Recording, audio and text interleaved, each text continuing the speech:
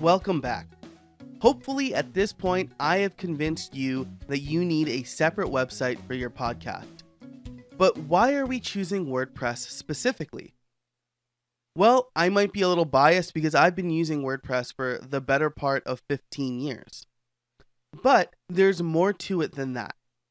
WordPress is used by over 30% of the internet, which means there's a strong community around it.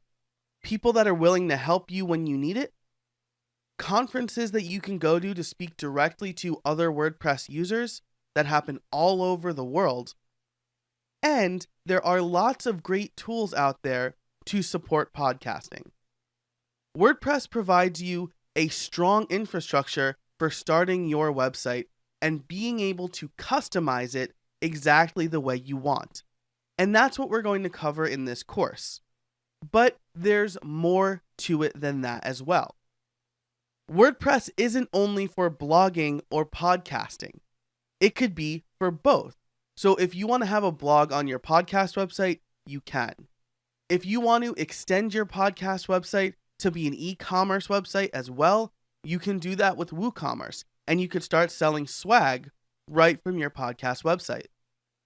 Or if you want to build a community around your podcast, you can do that as well with tools like bbPress for forums or BuddyPress, which converts WordPress to a social network. So WordPress not only is a affordable solution because it's free, and a lot of the tools we're going to be talking about in this course are free as well, but the possibilities for what your website can be are endless.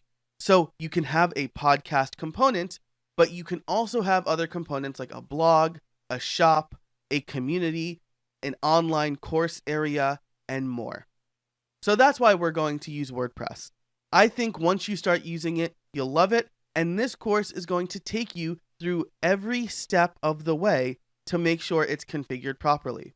So we're taking the hardest part, which is getting started, out of it for you. In the next set of videos, we're going to get hands-on.